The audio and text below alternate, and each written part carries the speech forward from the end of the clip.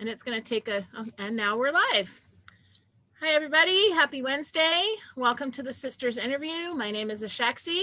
This is my sister, Sarifkin. And tonight, our guest is Duke Deaton, founding father of Atenvelt. Welcome. Night, Pelican, Duke, Lion. All of the things. All of the things. Yeah. Old guy. Old guy. So we like to ask everyone what their SCA origin story is. How did you find the SCA? Well, I was a little older than most of the guys that were starting. I was working in an off-road machine shop, building off-road race cars. Wow. And on a Saturday morning, I was welding a frame for a car that was due to go to Baja, Mexico the following weekend. And a guy walked in with this beat-up helmet-looking thing and said, "Can you weld this?" And I looked at him, well, I can weld anything, but what the heck is it? So he said, "I'm going to be involved in a demonstration." And my immediate thought back in those days was, I'm sorry, I don't go to demonstrations. But he had me the helmet, I welded together, and then told me what they were doing. They were sword fighting. And I looked around the shop and went, there's nobody here. So I closed it down and I went with him. And on the way, we stopped at a sporting goods store and I bought a jockstrap and a cup. And they put me in armor that very same day. Wow. And I've been in the group ever since. Cool. What year was that? It was 1973. That's the year Misty was born. Rifkin, sorry. Okay. It was a good year. It's a great year. So you fell in love with it right from the start. Yes. I grew up riding rodeos and punching cows and racing motorcycles and playing football and all that manly stuff. But the thing about the cowboy group, you would go out and rodeo and party or be real happy, and you'd go to the bar and get in fights, and you'd be sore and bleeding for the next 5 days. And I got to this group and found out, you know what? I can fight and not bleed every day. So they put on armor, and I went, that's a smart thing to do. Much better way to get that out of your system. Much better way. And I attribute really the SCA to have kept me out of jail, because I'm pretty sure that my rowdy ways back in the 70s probably would have gotten some real severe fights. You are not the first person I've heard say that. Yeah, I think I have a picture of his helmet that he did. The helmet that you're talking about that you welded together? Was it the acetylene tank or whatever that you wore when you won your crown? Non-disposable Freon bottle. Yeah. Yep. Should I show the picture? Sure. All right. I'll show the picture. Let's see, where is it?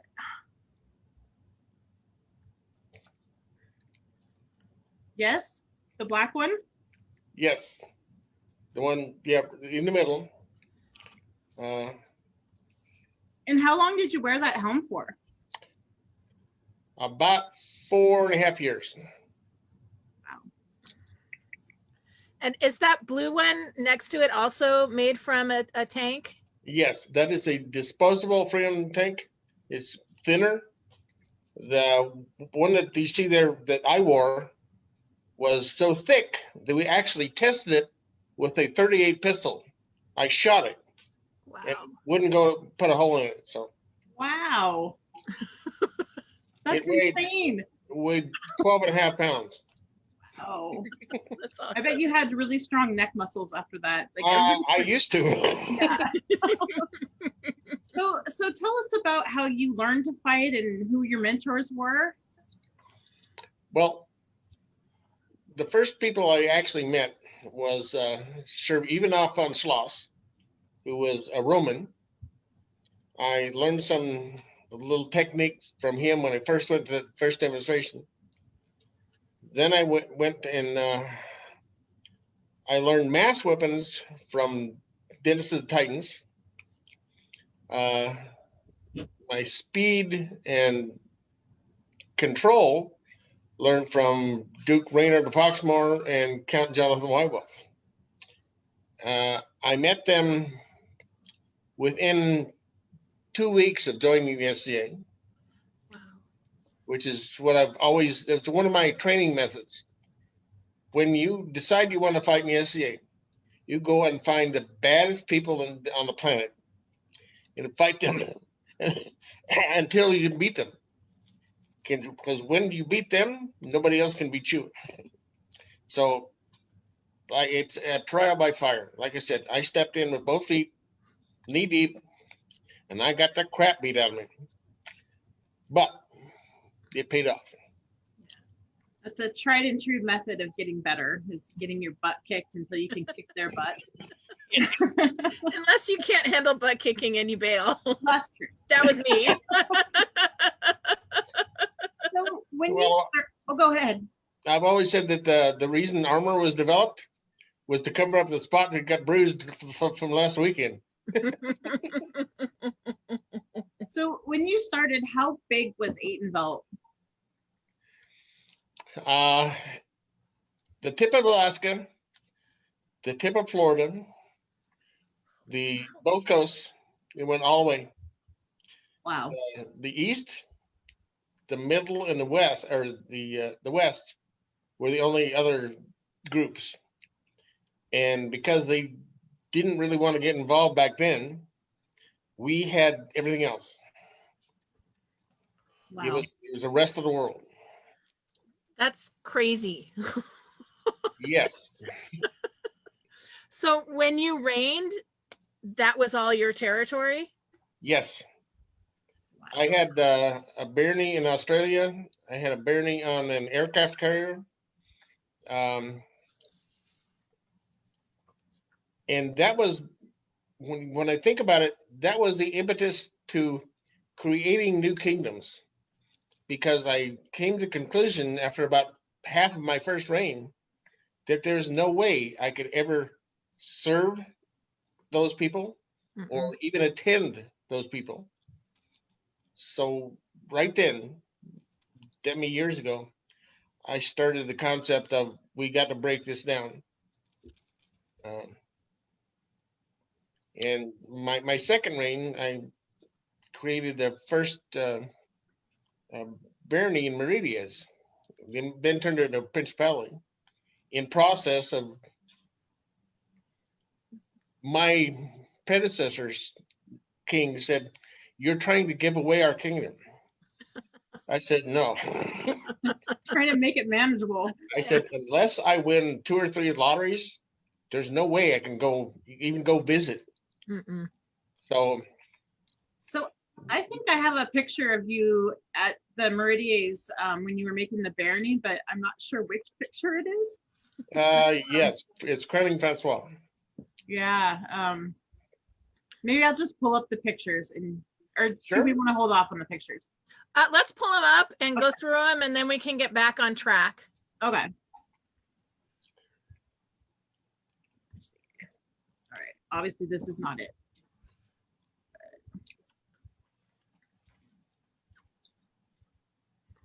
Did you knight John the Bear Killer? Yes. He just commented and it says hello. Okay, you stop me when I hit the right picture.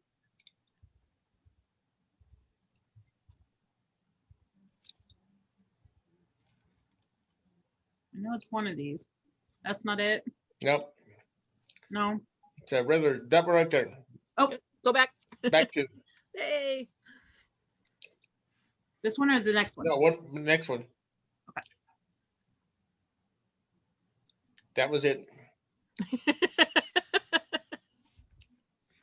So 1977.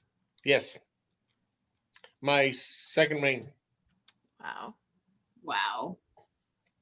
Very, very cool. All right.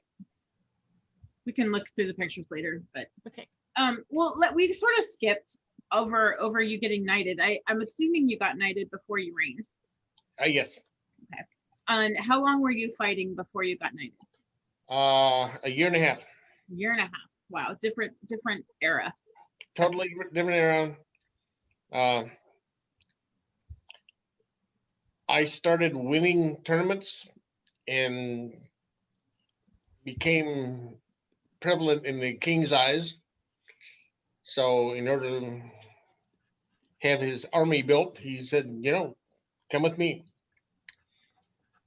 And who was the king that knighted you? Robert Roundpowder.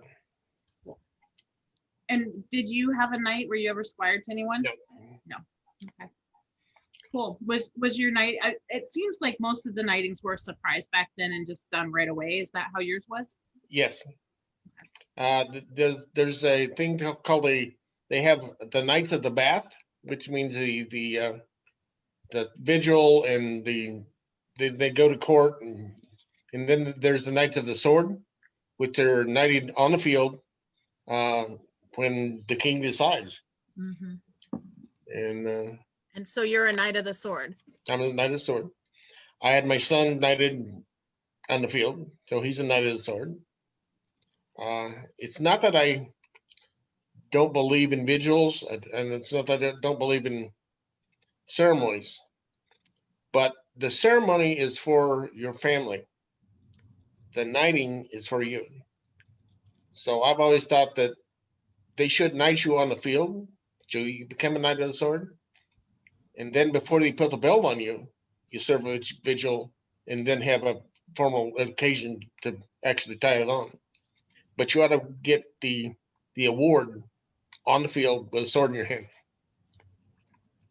I like that. My husband was knighted on the field as well. I was not. Nope. I'm a Bath knight. Well, some of us have to be cleaner than the rest of us. Well, what can I say? Yeah. Anyway. So at the time that you got knighted, were you fighting sword and shield? Because I think when I spoke with your son, Duke Morgan, he said something about you being a phenomenal greatsword fighter. Most of my tournaments were fought for sword and shield. My preferred weapon is claymore. Your last name. Yeah, that's hence the device is 3 cross claymores. A little bit of background on that, just offhand here. When I went with John Whitewolf to authenticate the Wankel shield, the triangular heater, we went through reams of library stuff. And about 3 or 4 weeks after we first started, we found a picture of my shield in a book to authenticate the triangular heater. Wow. It's the same claymores, the same shield. The only thing is it's on a blue field. And further research, it was my 19th great-grandfather in Scotland. Wow. He was a Duke. And you knew that, or you didn't know that? I didn't know that. I had no idea what genealogy was. Wow. Talk about popped up. Serendipity. That's wow. super cool. So I think when I met you at Sport of Kings, on my shield I have Fortitudo, and you had said that is your household motto. How did you come up with that, and what does it mean to you? That is my family motto. Okay, family motto. The Clan McCrae is Fortitude. It has a single sword raised hand on a heater shield with the Fortitude is a motto. Cool. But it's from about 1170. That's super cool. So when you got knighted, what kind of regalia were you given? Were you given anything that has like history back to the founders or anything? I was told to go out and get a white belt. Oh, okay. Now, in one of your interviews earlier with my son, he talked about the spurs that I gave him when he was knighted, which I happen to have right here. I built these when I was freshman in high school to ride bulls. They're my bull spurs. And I happened to have them under the seat of my truck at the event when I was knighted. Wow. They said, you have to have a white belt and spurs. And I said, well, I got those. So I went and put them on. Nice. And my first white belt was an old Aikido white belt. Cloth belt. Yeah. Nice. And this chain was one of the guys there had a chain, which was the old lamp swag chains, the funny looking, not hex, but kind of like a double puppy flip. Yeah. And that was the chain. Very cool. And did you pass that on to your squires? No, I passed it on, but I didn't have squires for probably close to 20 years. Oh, wow. I keep going into side stories. Side stories are great. I've never been one that thought that I could teach somebody how to be a knight, because really, after 43 years, I'm still working on being a knight. But so I would contract with my brother knights as a finisher. When they got their squires up to a certain level, then I would take over and polish their fighting and dancing and musical ability, and then present them back to their knights to be knighted. So it's like I couldn't at the time teach beginning, but I could finish. So that was my job. So do that. I think that having multiple people work with students is really important, because it one of my peerage theories is that you have to be part of the peerage in order to be recognized as part of the peerage, and that means that you have to have connections and you have to have bonds with different members of that peerage. And so I think that's a really excellent way to make that happen, is fostering people out. I love that.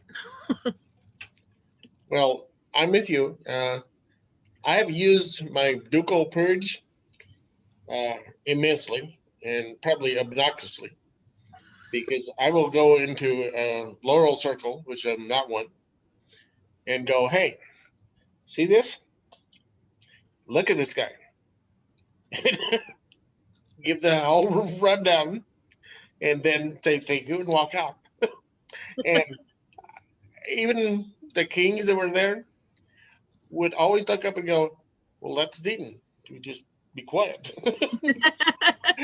Like I said, I'm obnoxious, I'm pushy, and that's just, in order to get things moving in this area, I figure that's what this is for. Yeah. Use your privilege for good. So I heard a story, and I don't know if it's true, so I'm going to ask you, that you actually initiated the tradition of the buffet in the knighting when you knighted Trudy. Is that true? That's true. Can you tell that story? All right, longer story. Okay. Kelly McRae was trained his whole life, never hit a woman. Sir Deaton couldn't quite figure out how to fight a woman on the field because you treat ladies nicely, you support them, you help them. So to abuse them by hitting him was something that went totally against my upbringing and my beliefs at the time. Then I met Trudy, and she knew that I didn't believe in female knights. I didn't believe in female fighters. The knight was something different. But the first time I walked on the field, I was ordered by my king to fight this female. And I was nonchalantly going, oh my goodness, what am I going to do with this? I stuck my shield out and Trudy tabled it across my chest. And I went, if I don't kill this thing quick, it's going to, tear me up. So I went ahead and fought her.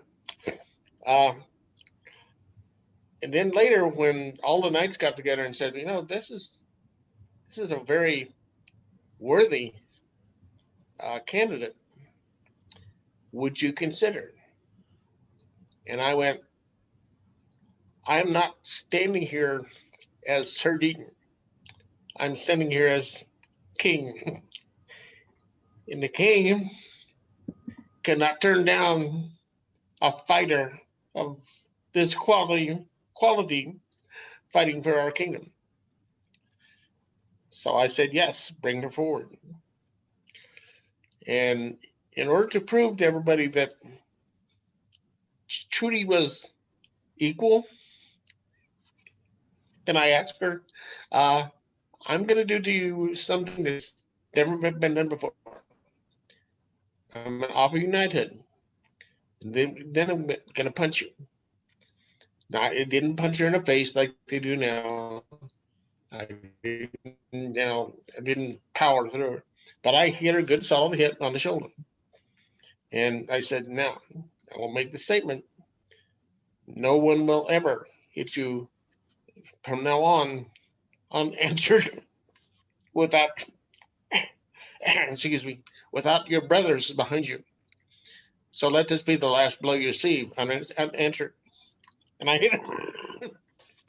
And then she went to her knees and I made her the first night. That's amazing. That's an amazing story. I love it. Well, it's attributed to me that I made the first female knight. But I say Trudy made the first female knight. Because she was. There's no way I could argue. She earned it. Yep.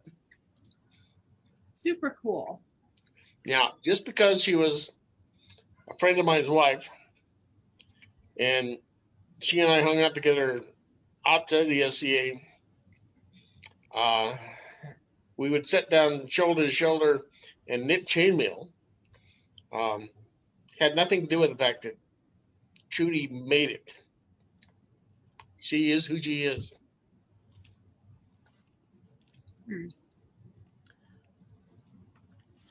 Well, that's quite a legacy.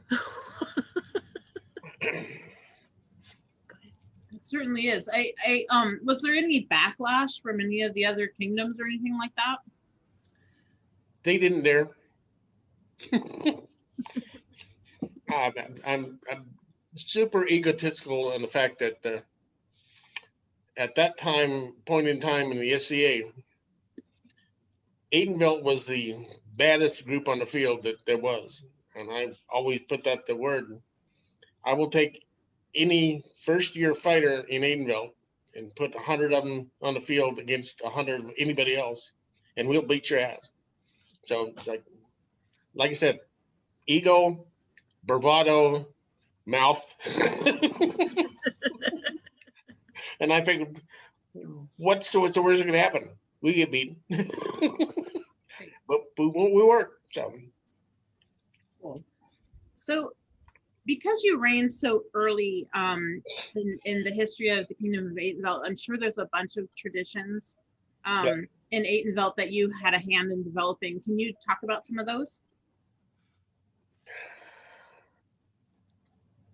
I'm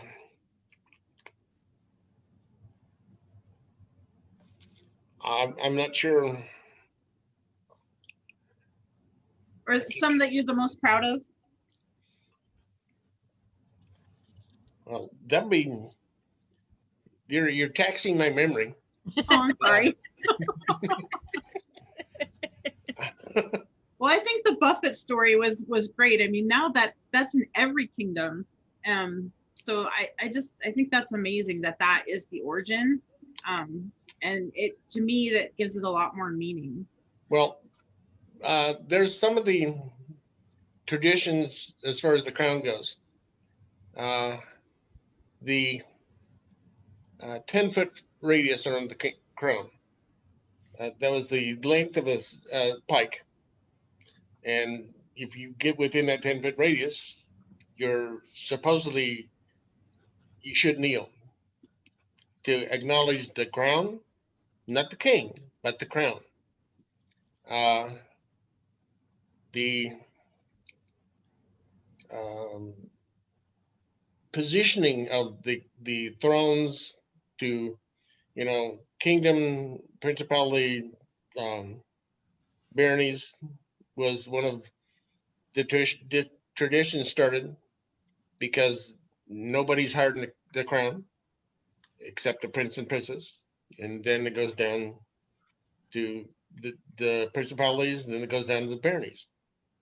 And if it comes down to a problem of room, the barons are servants. The prince, princess, king, and queen are royalty. And that upset a lot of people because people even now say, no, the baronies are royal. They're royal servants. They're royal, but they still serve the crown. And it was, some of those traditions were harsh and hard, but we're supposed to be recreating the Middle Ages. And you know what? Things were harsh. So, go ahead. Oh, Mineko is asking if you'll talk about the tradition of taking the crown by force.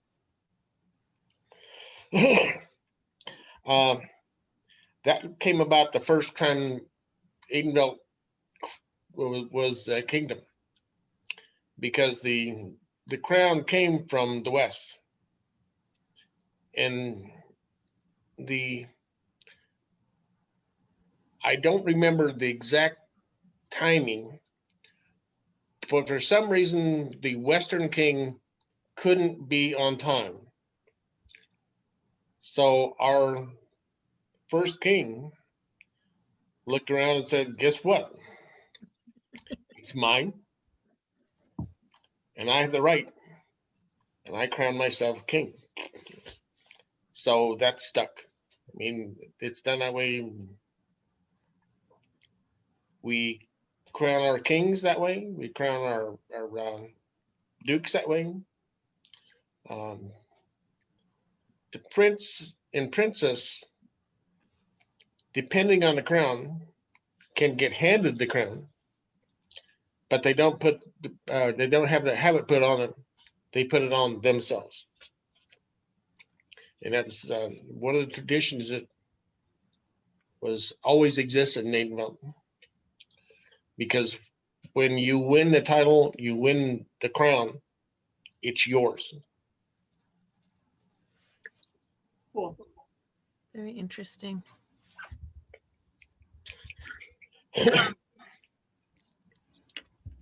So one of the things that you did as crown was knight people. Do you have a list, or do you remember who you've knighted? He's asking. Right offhand, I can't remember everybody. I've been, over the years, praised berated, cussed at, because in my 2 reigns, I made 14 nights. And that's a lot of nights. But as I keep telling him, like bear killing, he was so far away that when he showed up in Inbelt, and I had a group of knights, and all voted him yes, I went, I don't know when the next crown will be in your area. So I would like you to do something for me. I want to place the belt on your waist, give you the accolade, and I want you to take this back with you, so we can have more knights in the East. I realized that it caused a little friction, but we needed that elevation to go across the country rather than just be in Aidenville, in Phoenix. Yeah, it makes sense. It all worked out. I mean, we talked to Bear Killer a few weeks ago. It was, a weird transition for him, but it all worked out. So yeah, well, like I said, there were many decisions I made that were not proper etiquette for our group. But when you're covering land mass that is that big, you have to make decisions that, even though they ruffle some feathers, they just have to be done. Right. It's like Somebody wants to know is if there's anyone that you elevated that you are still can't talk, still in contact with today and still proud of today. Well,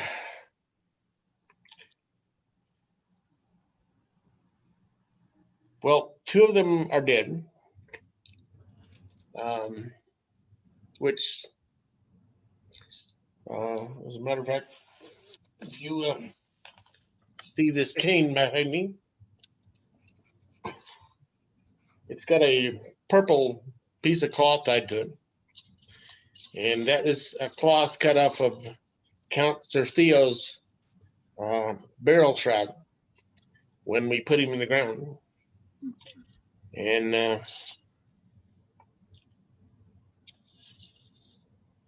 I always looked up to him, even though I was the man that knighted him. He was a pure knight. And I wear that as a reminder of my shortcomings.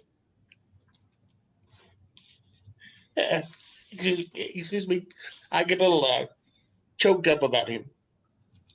The other one is Duke Chorus, was one of the best war commanders, servants of the crown that I've ever seen. I'm in contact with Count Amiat. I'm in contact with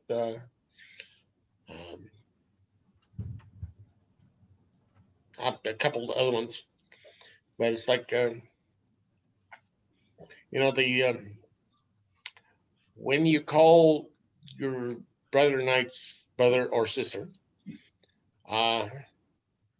most people don't understand that that's not just a title or a term we call them. You believe what I believe, therefore we are family. If I have to go across the state to beat somebody up for you, I will.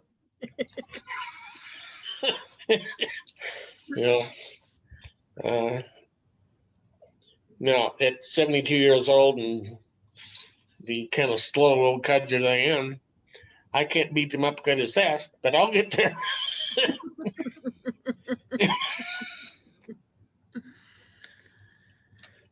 That's awesome. somebody is asking about the Crucidines. I don't know if I'm saying that correctly. Yes. You want to talk about that? The brothers Crucidine. Before Rainer Foxmore and Jonathan Whitefulf were knighted, because they were from here and the West was the only ones that could hand out knighthood, made a pact that they would start a brotherhood with the example of being more knights than knights. And one of the requirements for joining that brotherhood is to be a knight.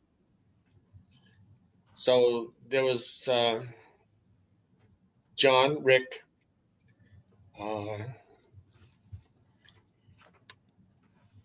Dennis the Titans, and Baldric Barbarian Baldermain was the master.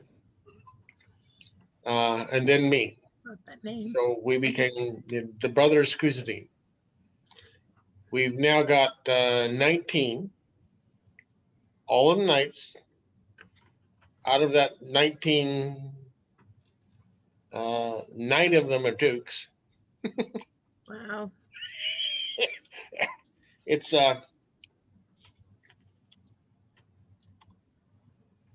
my thing just went away. We can still see you. Yeah. Oh, I got it. Okay. I put up a picture. I can see the picture. Okay, good. So, like I said, there's, all of them are knights, viscounts, counts, dukes, and they didn't start out that way. They weren't led to that position. They continued service to earn the award. And it's a rather exclusive club,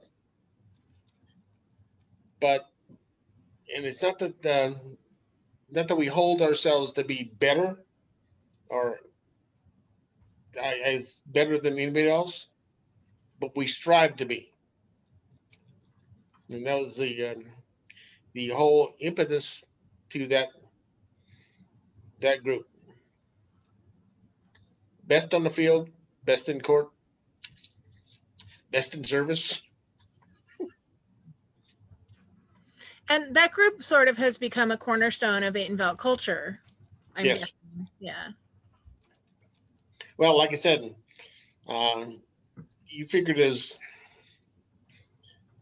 the number of reigns that were under a member of the Crucidine.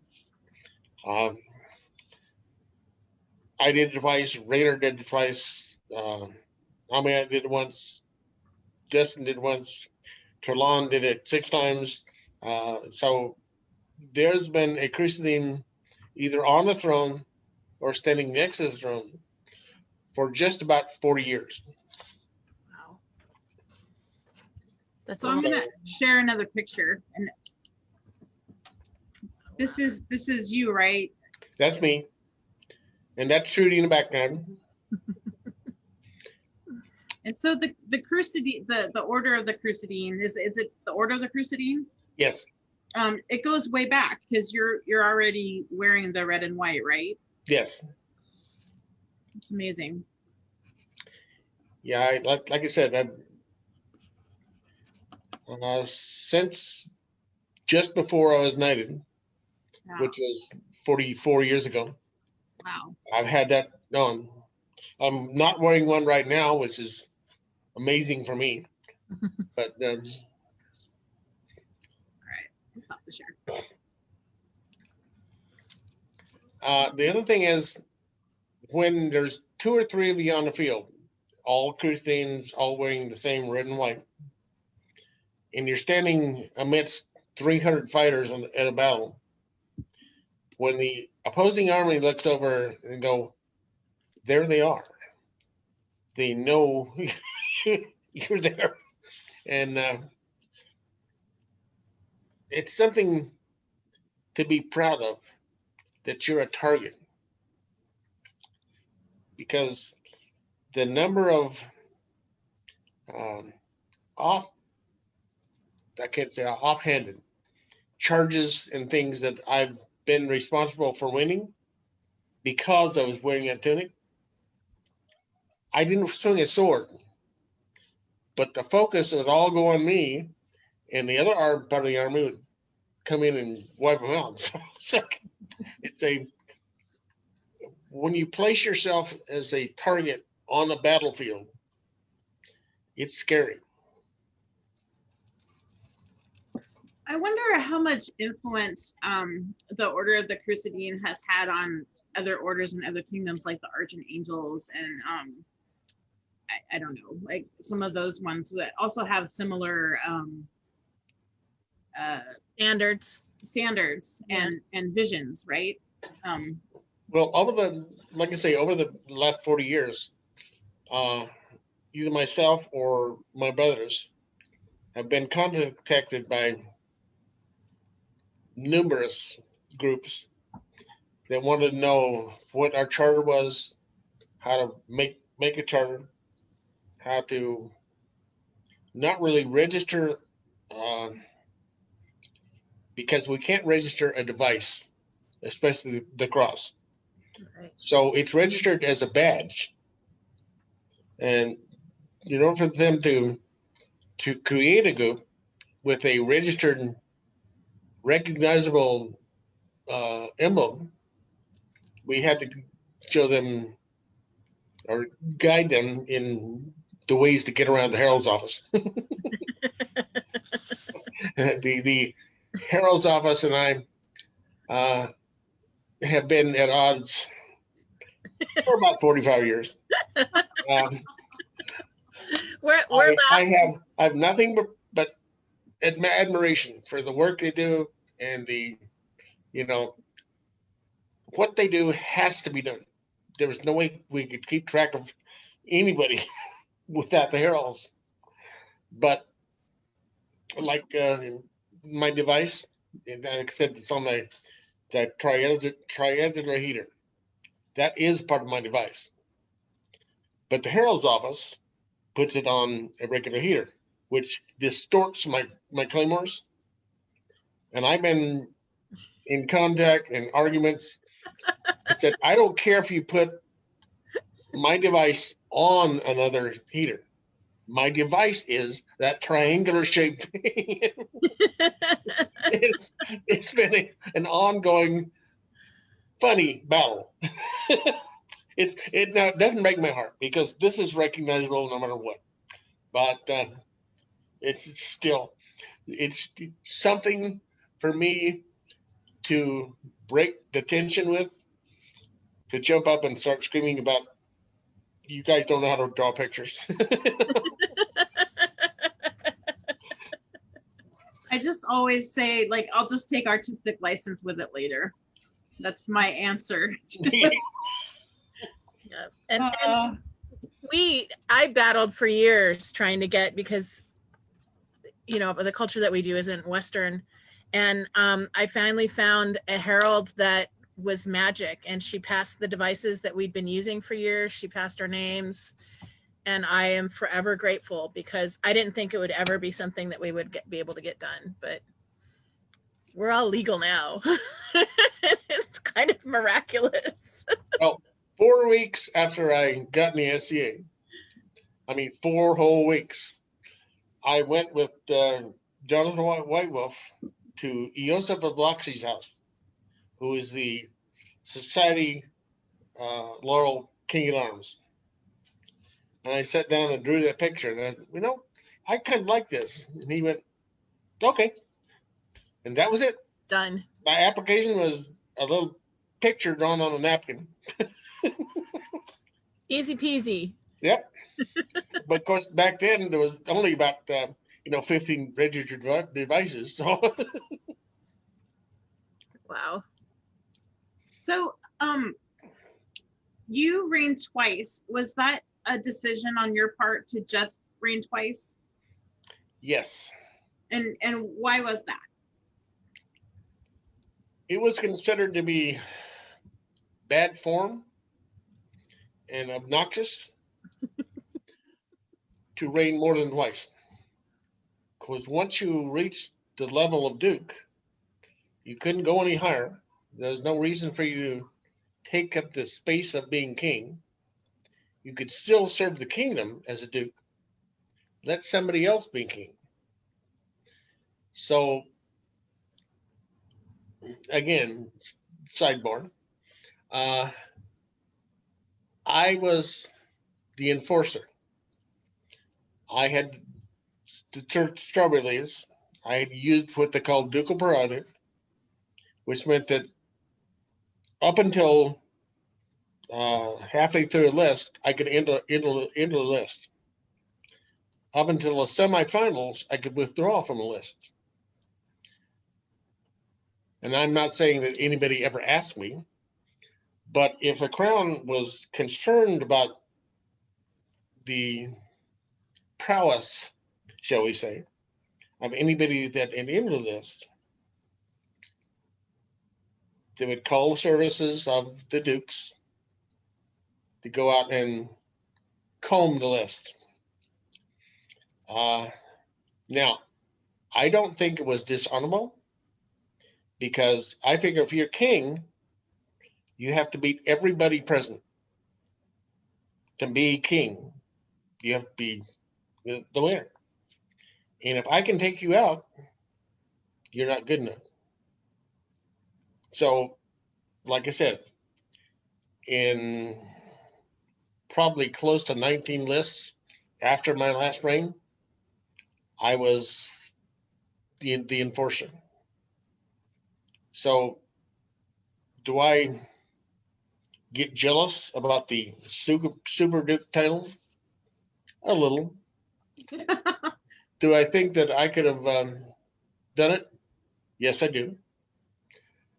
Do I think it's necessary? No. I am who I am, and even if I'd won 10 times, I would still be Duke Deaton. That's it. Well, I asked because I was pretty sure you could have done it more than twice, and that it was a choice. Yes. And so that's really interesting, the whole ducal prerogative thing, because I don't think in our kingdom we've ever had that. But it's the king's list, and if the king allows his dukes to come in and out, then so be it. Well, right? Like I said, up until the quarterfinals, you don't want to, be obnoxious. Right. But if somebody can't get to the quarterfinals, and I keep thinking, when I was, 15 lists out in the backside of my career, if they couldn't beat me, they couldn't beat anybody. So, well, that's like, even though we don't have ducal prerogative up here, it's still the same culture, right? Yeah. Knights enter the list to test the person that's going to win, and that's why we have lists that are 80 plus almost all the time. Yes. So it's the same reasoning, it's just a different implementation. Yeah. So interesting. That's super interesting. See, I asked a question not knowing I was going to get this super interesting sidebar. I love the sidebars. Sidebars are great. They are. So Mineko's asking great questions tonight. She asked, who's your SCA inspiration?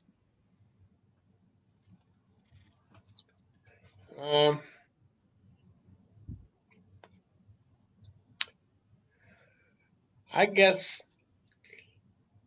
it only boils down to 4. I cannot go any smaller. Duke Chorus, Count Theo, Duke Paul. I mean, Paul and I had this rivalry going from the first day I heard his name. Even though we met on the field, it was a joy. I mean, again, to convince people that it's a joy. to go out and fight somebody that I know wants to kick your fanny up between your earbuds. And the other one is Duchess Kershari, my queen.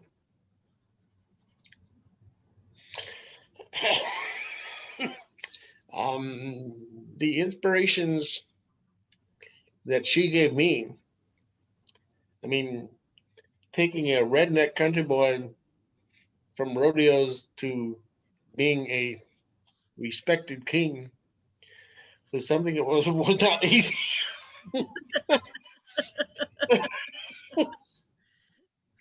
I think we should show another picture because I think I have a picture of you guys. So let me find it.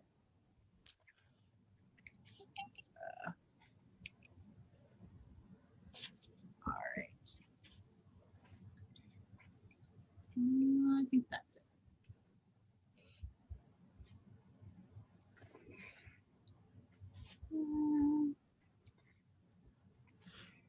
Yeah, when the go ahead. There we go. That was the first reign in Flagstaff, Arizona, at a warlord tournament.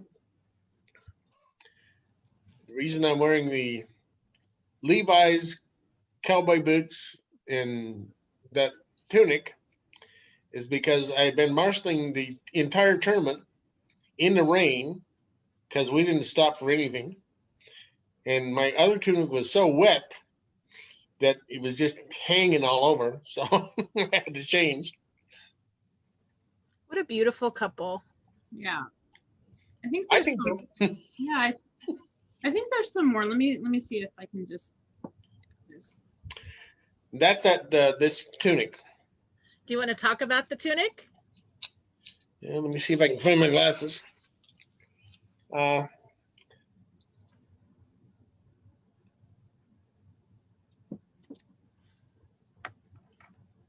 So here it is. It's a kind of worn, but like I said, Justice Zagamar, Robert Roundpowder's wife, made it. In 1975, Robert Roundpowder wore it to win the crown. In 1976, Duke Reynard wore it to win the crown. In 1977, I wore it to win the crown.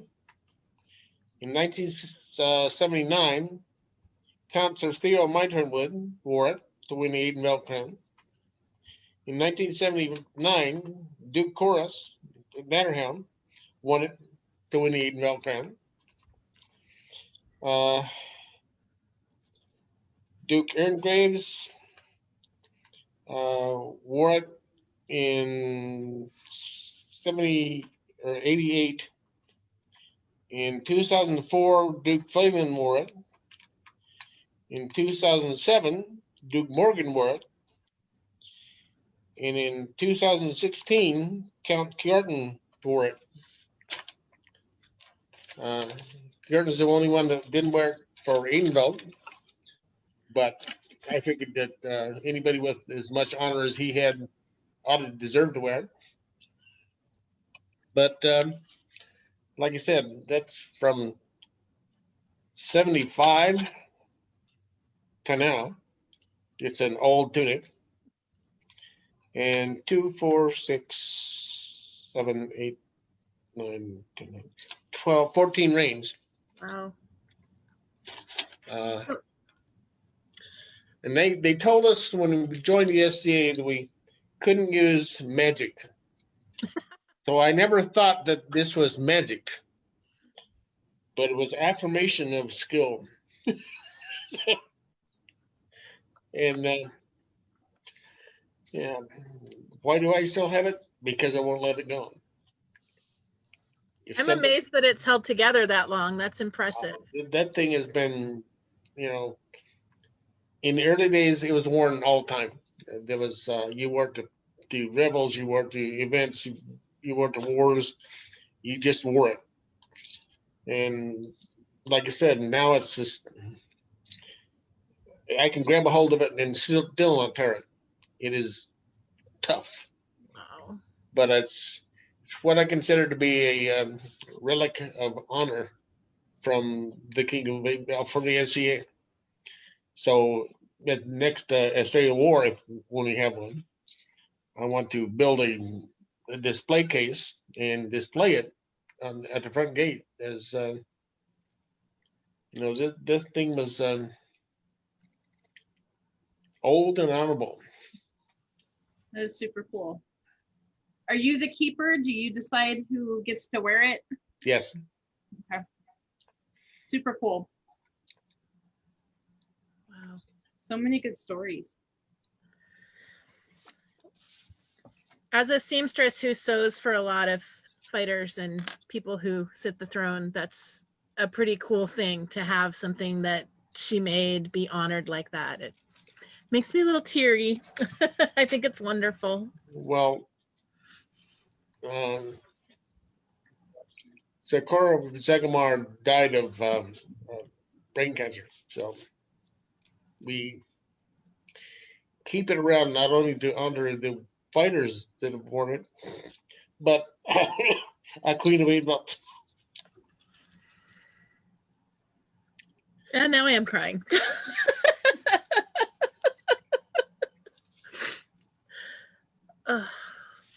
That's awesome. So I have a question for you. When I was stalking you on Facebook for your photos, a lot of the photos of you are of you holding the Great Sword of State, I believe, of Atenvelt. Is there a reason why you're the keeper of that sword when you still live there? From 1981, no, 1980, I became the Premier Chevalier of the King of Atenvelt. And I carried the King's sword at coronations or investitures straight through till I moved up here. So if there's a picture of the Kingdom of Atenvelt's thrones, it's more than likely got me and that sword next to it. Definitely. Now, not only do you hold the sword as Premier Chevalier for the King in Atenvelt, you defend the King. That's the reason we have an exposed blade, because there have actually been a couple of times in my career I didn't use that sword because I wouldn't have hurt it, but I had my sword behind me, and I stepped down from the podium and escorted a couple of gentlemen away from the event because that was the duty I had. Again, grumpy old grouchy Duke it just didn't take any crap off anybody. It's like, and not that I'm that, strong or brave, but that was my job. And I always knew that I had the whole kingdom behind me.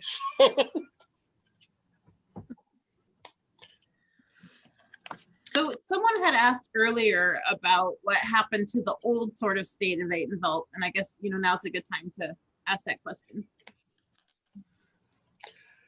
One of our past kings decided to put it behind the seat of his pickup truck when he went to work. And it got broken into and stolen. I can't blame the king at the time, because how do you know your personal belongings are going to be violated? But and I don't know if you know about the new sword, but the new sword was commissioned by all the Knights of Atenvelt. Oh, And- yeah. Stephanie told us about, all right, Valora told us about that. Well, we took up a collection and we hired Kirby Wise. And then 25 of us went to Kirby's forge out in the middle of the desert and struck that blade. So every active knight in the kingdom at that time actually held a hammer and pounded that blade. So it became more a part of us. Now that purple cloth you see tied on that chain, part of the quenching process for that blade was I took a clipping off of that cloth and burned it into that blade. So Count Theo is with that blade. That's super sweet. So that's, us harsh, old, nasty, hard-hearted fighters get kind of mushy and teary-eyed every once in a while. You all have a gooey center. You're not fooling anyone. Doesn't show. I just think it's amazing, like what such strong bonds are formed in the SCA and how much we care for each other. And I just think it's amazing that you're showing that to us. So Yeah, it's wonderful. yeah. Well, Sir Assad Udin that lived in New Mexico when my son was born. I know his SCA name. I know what he did in the SCA.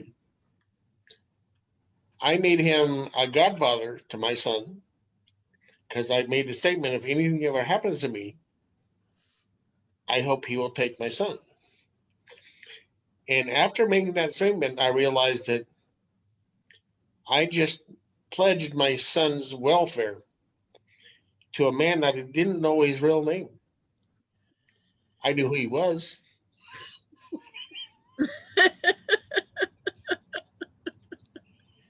And, like you said, the bonds that we create in the group that some people think is a game are so deep that they're the family we chose, not the family we were born with.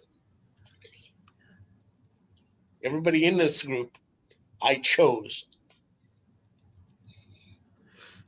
So talk about what it was like to raise a son in the SCA. That is interesting.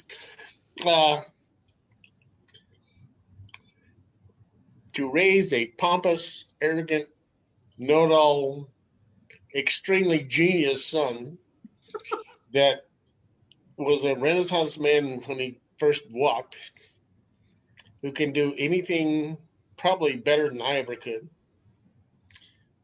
was a full-time and a half job.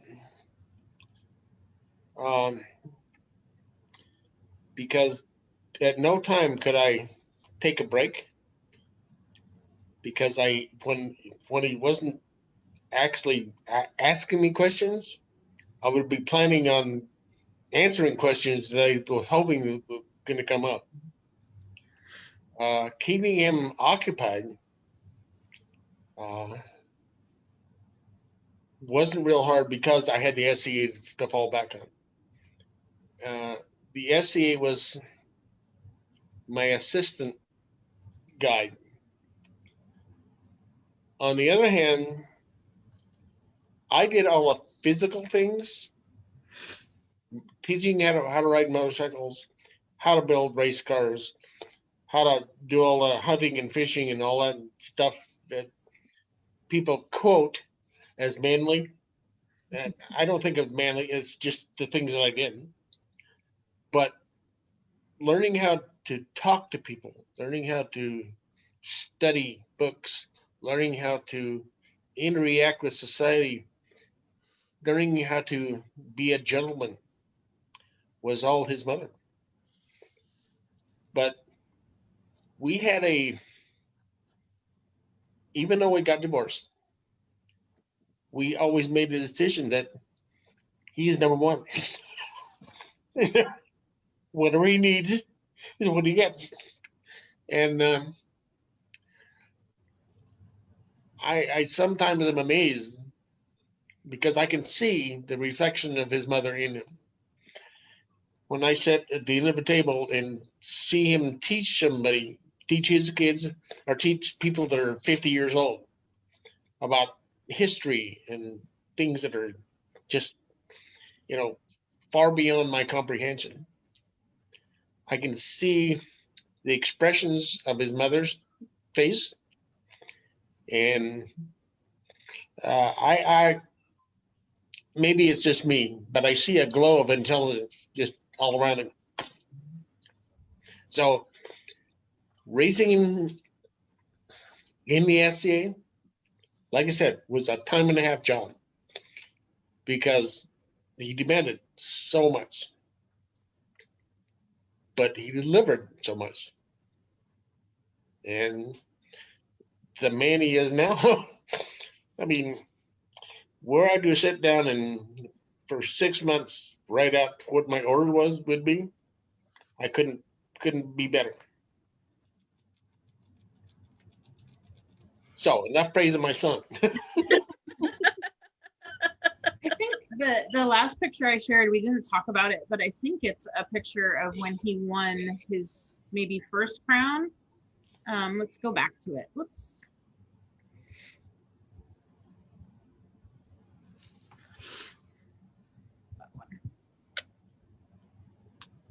Yes, that was the first one.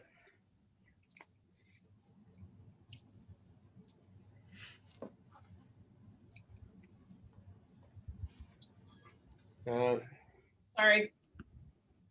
My computer became unplugged and I was going to lose you all. But that is such a beautiful photo. Is he wearing the tunic underneath that tunic? The tunic Yes. you talked about? Okay. That's cool. Yeah. So for those of you that don't know, Duke Morgan Claymore is his son. And how did it feel for him to take your name?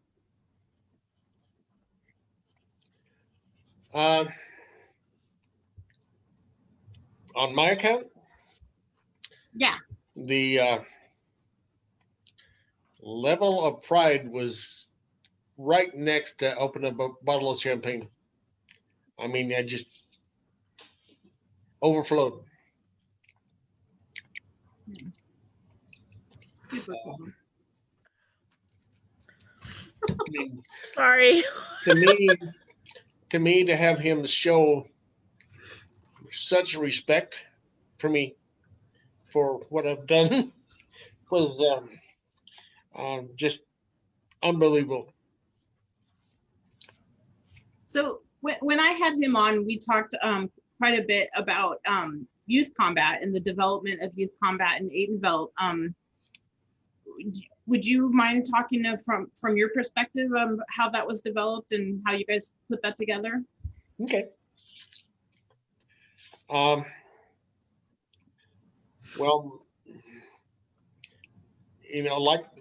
like I'm sure he said,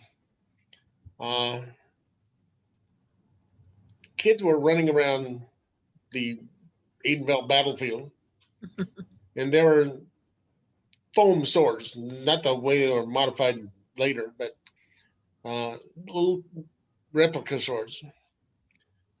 But about evening, when I started walking the field and look at everybody and see what's going on, couldn't tell him that dinner was ready. I found about 25 kids from the age of 8 to probably 15 with the slats from the guard fences, wooden slats, using them as swords. They're all the little kids, the big kids, everybody just beating the crap out of each other. About 4 of them are bleeding like crazy. And I went, Oh no. The SCA is liable. They're going to get their little butt suit off. They're members, yes, but they're still children. And if we don't take care of them, so I found Joel, gathered him up, so go back to dinner, and started the conversation with him about what do you think we ought to do about this? Now, like I said, my role has always been guide, not dictator. So it was my line of questioning, but his answers. What should we do about this? Well, they should have armor. So we made notes. They should have padded weapons. We made notes. And after about probably 3 or 4 weeks of discussing that concept, we made him a set of his first helmet was a street hockey grill with a baseball helmet turned backwards, so the lame was the bill. Gorget, the decided we were going to go out and test the swords.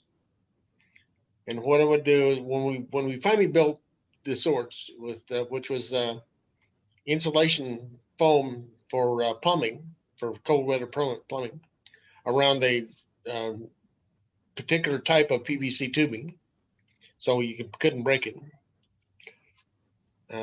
Then between the two of us, we sat there and built a couple. And the stupid person that I was, I went, okay, this has to be safe for kids. So I went out barefaced, no helmet, nothing, and I told him, hit me. And he just hauled off and clocked me. And I went, all my teeth are still here. I'm still functional. I'm not screaming or bleeding. I think that one's good. So we made some more. And then we sat down and started going, how do we write a proposal to the SCA?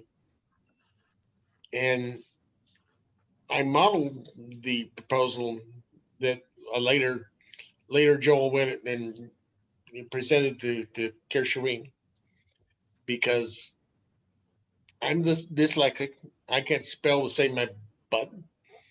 So I can make notes, but the two of them sat down and went, okay, this is how we present it to the board.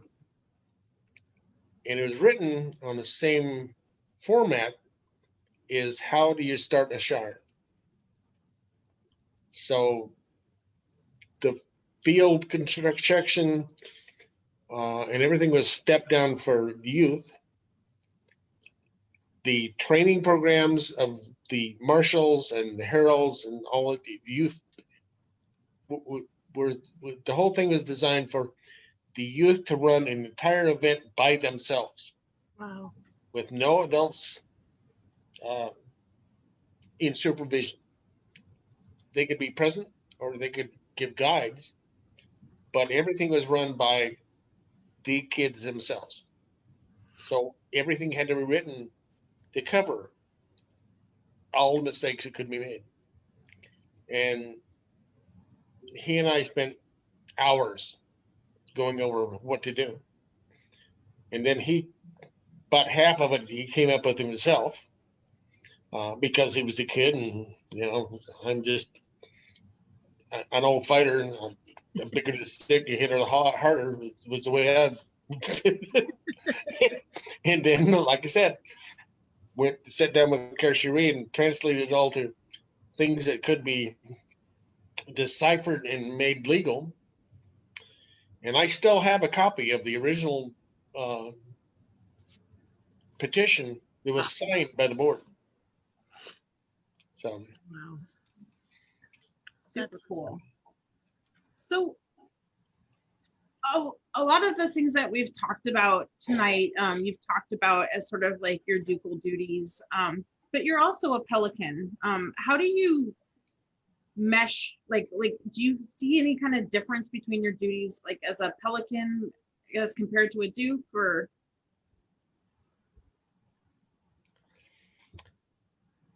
My pelican is for service. I serve the crown in the SCA.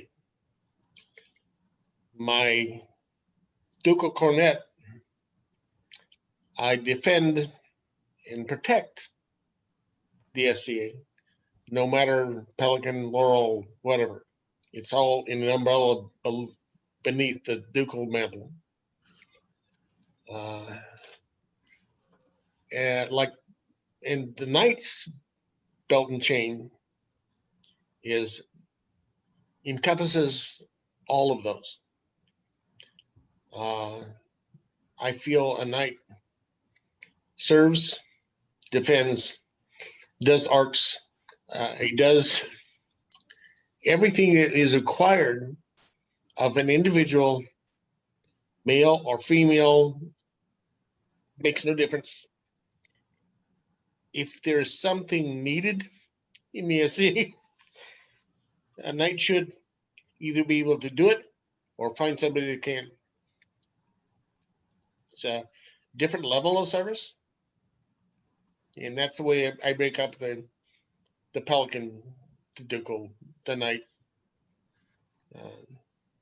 We all have roles to play.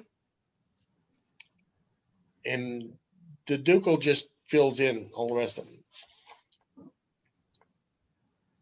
100%. That's a great answer. Because of, we've gotten more awards now, Masters of Defense and things like that. But I used to say the SCA is a three-legged stool. It can't stand without one. That's what we were. Yeah. Pelicans, laurels, and knights. With the royal peers to just sort of hold it all together. Yeah. To translate.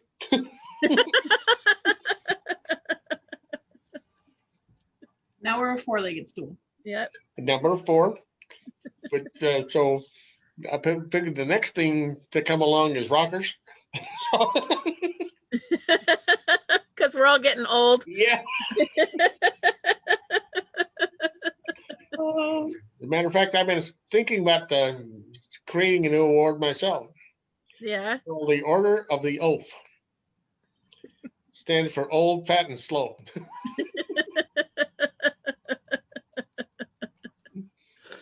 I think as a duke, aren't you allowed to like have like a ducal cord and like give like awards? I think you are. Oh yeah. Yeah, I go for it.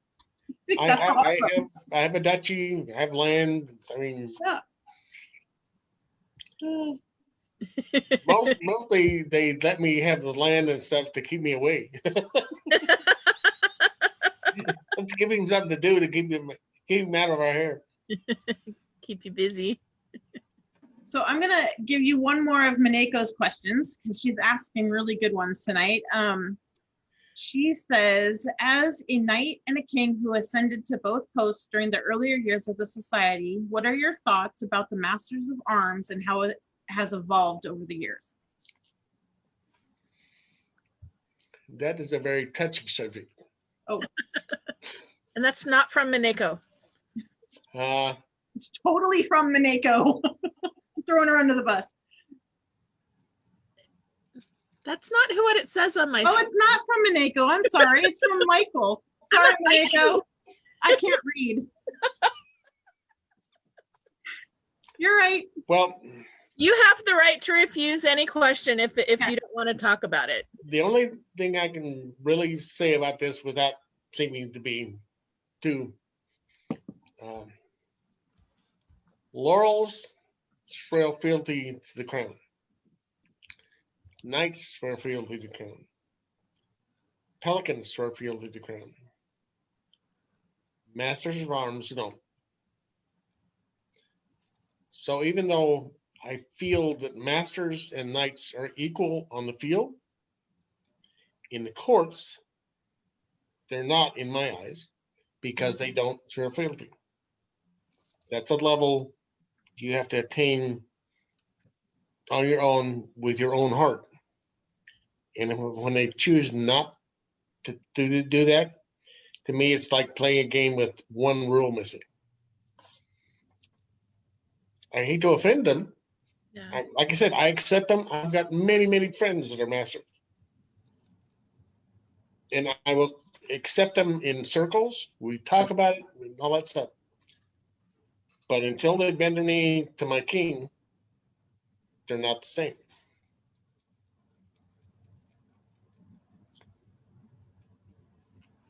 I'm a very staunch, hardline, the king's word is law, the king is a king. I was taught something very similar. I'm not going to really go there because it won't be popular, but Yeah. I have old school lineage going up the West, and they have very stringent and views about masters. So that's just the way it is. I think it has evolved though over the years, and I think that a lot of people do it for religious or whatever reasons. But I don't know. Well, there in Adenvelt, there's the master salute. They don't throw fealty, but they empty the goblet to the king, which is a very honorable thing to do. And we have a couple of masters here that reserve swearing fealty for very special crowns. And so when they do swear fealty, it's a really big, huge deal. And that's kind of cool. You know, that's kind of a neat thing. Well, a fine line when I swear fealty. I swear fealty to the crown, not to the man sitting under it. There are some kings that I could not swear fealty to. But my fealty is to the kingdom, what is best for the kingdom, which I figure is, it's the difference between swearing fealty to Jesus and swearing fealty to God. I swear fealty to God. Jesus is okay. Actually, a pretty good analogy. I like that.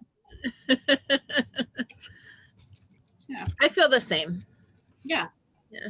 I think there's always going to be people that you don't agree with, but you can agree that as crown, you will support them. Mm-hmm. So. Well, that's the other thing that I figured that ducal prerogative carried with it was during an event, I will not refuse or argue with the crown. But when the event is over with, in the parking lot, he and I will have words. That's the whole speak and be silent. Yep. Anyway. So we're at an hour and a half. Is there anything that you wanted to talk about that you haven't had a chance to talk about tonight?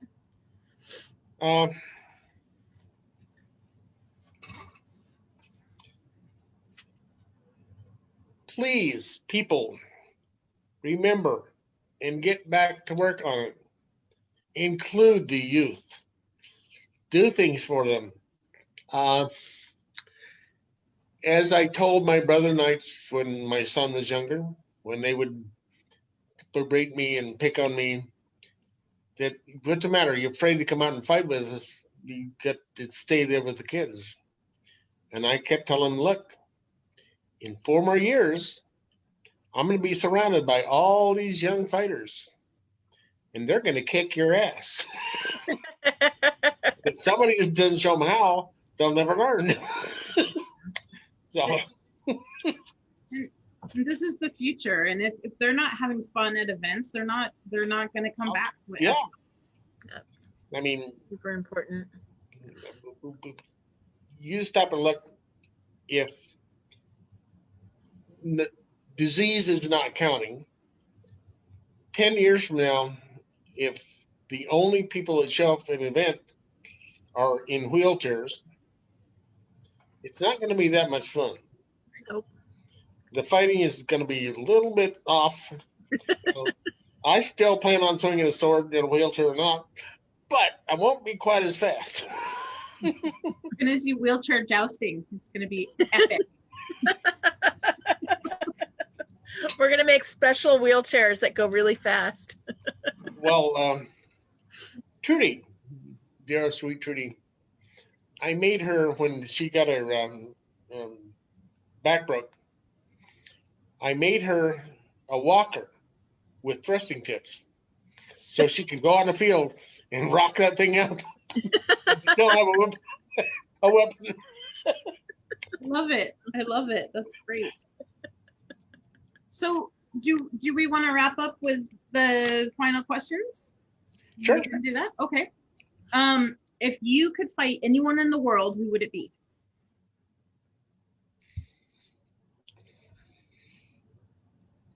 Wow.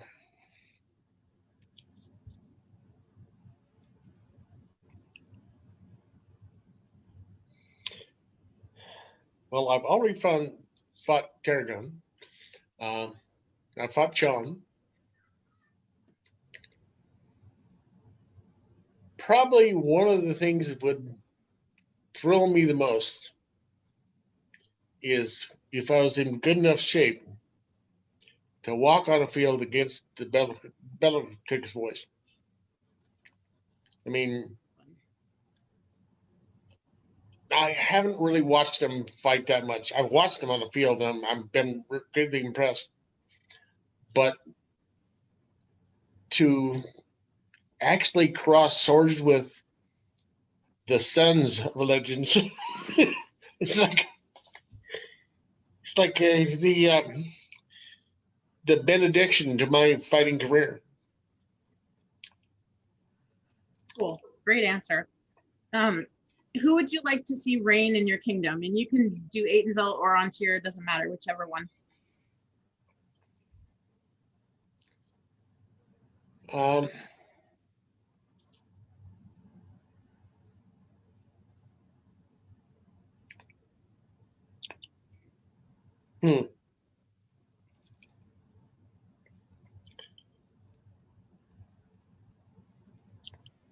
Probably Colin.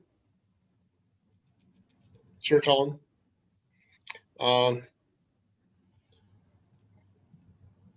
Rainer. Rainer. I was like, Now, Danny comes to mind first of all, but I feel that Danny is so firm that he would be a great king. Lorenzo. Mm-hmm. But Colin or Rainer. Yeah, has a wonderful lady, and he is so enthusiastic that even though I expect him to make mistakes, it would be fun. Yeah. Both of them are stellar men. Very. And very good knights. And they fight for wonderful women. Yeah. Yep. Yeah. I love Rainer. He's one of my white hats. Yeah. Same. If you could talk stick or fighting with anyone in the world for an hour, who would it be?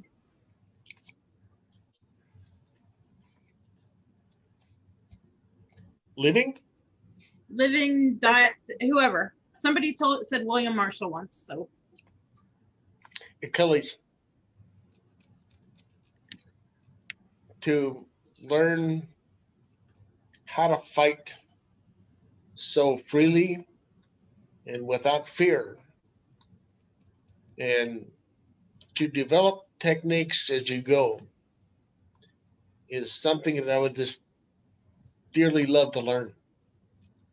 having that much freedom in the arts and skills of fighting, I think would be great. Cool. What is your favorite medieval-esque or period movie?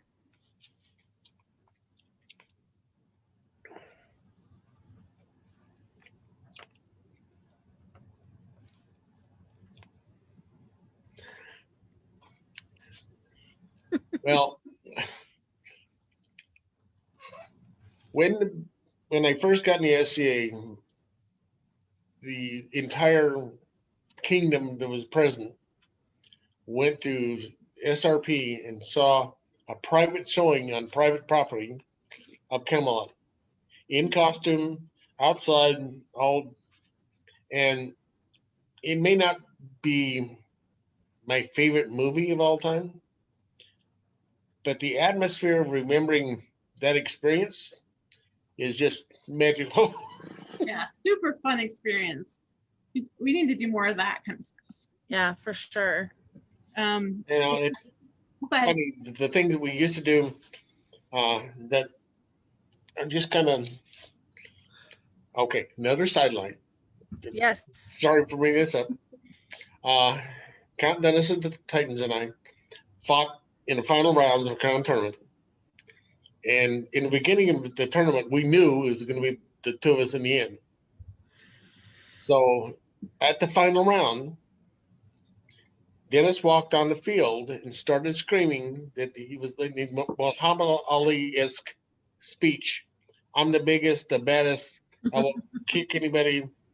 And I had taken a short sword and taped a loaf of French bread to it and walked on the field and told him I was going to cut him apart and start shaking his face. He reached up and broke it in half, bit the end off of it, and chased me off the field.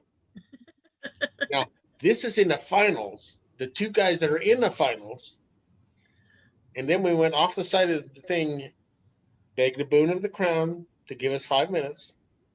We went over and had a meat snack and split a bottle of mead, wished each other well, and walked back on the field.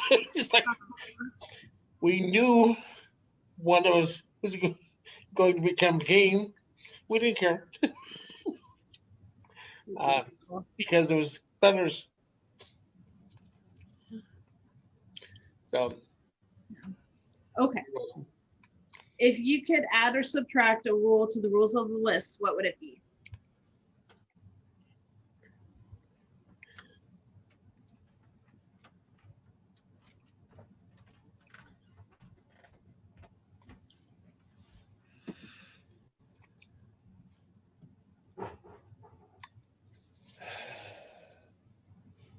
this is highly controversial, but I have a real problem with the excessive force rule.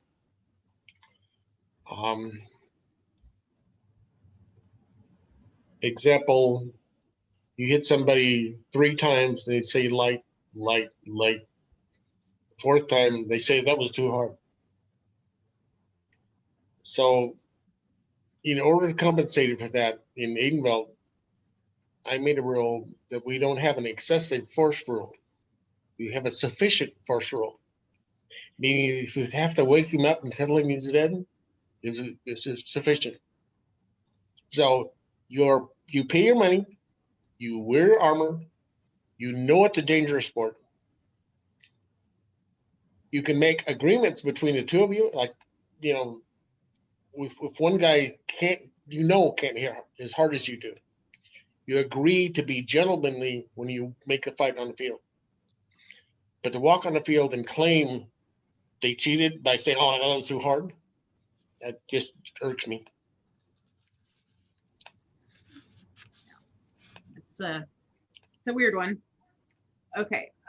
What is your favorite tournament format?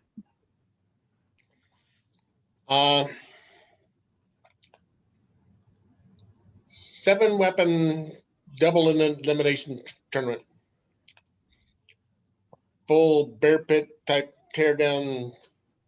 Whoever's best with all weapons at the end is the winner. Nice.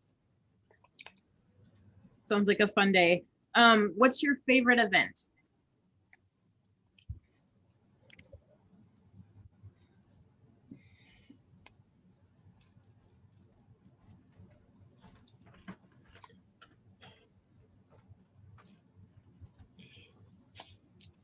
Crown.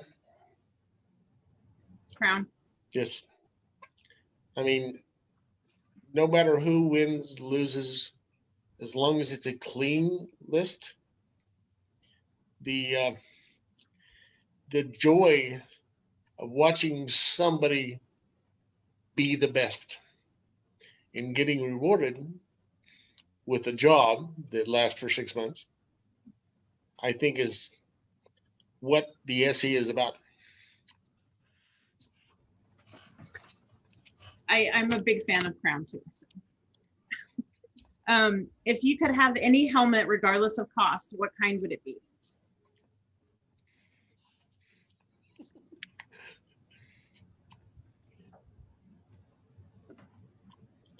Well, I love my sport dome that Casca made for me, but just for classic looks, the old Crucidines, you know, to look good is, to me, half the battle. I'm a huge Corinthian fan. That would be my dream home too. So, but Casca makes all his armor with such love that I'm sure that your helmet is. Oh man, my helmet, I wouldn't trade it for anything. Yeah. It's Saturday morning at Estrella, and several people want to talk to you about last night. What did you do? Tried to go to bed.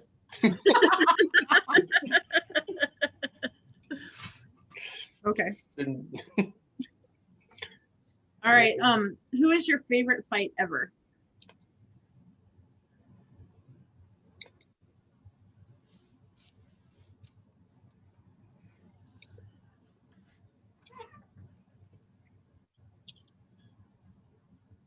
I would have to say Duke Deaton. I keep bringing up his name, but he is one of my idols. He fought Florentine, and I fought with the Wankel and the sword. And it involved power and speed and a high-speed mobile chess game from the time they said lay on till the time somebody laid down. It was nonstop. It was my most favorite. You've watched a lot of fighting in your day. Who are your favorite people to watch fight? Oh.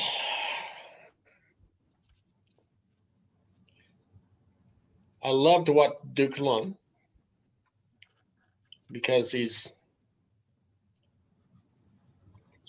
so relaxed and plans every move, even though it doesn't look like it.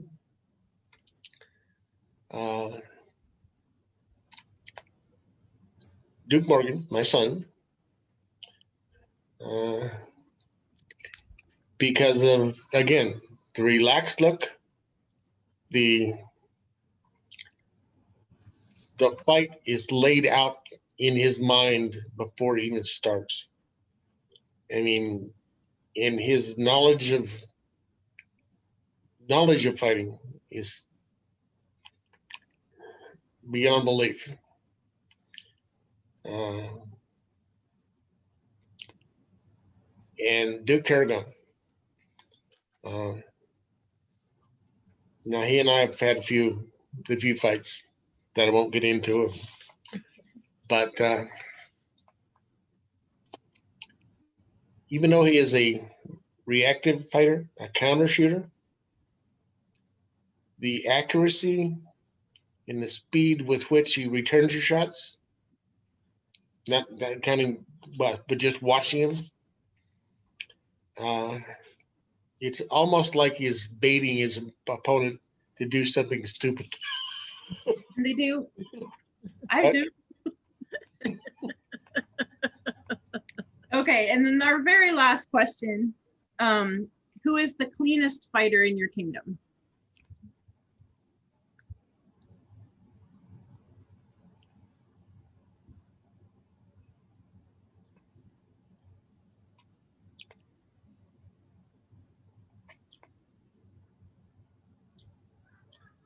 Honestly, in Aidenville, Minako.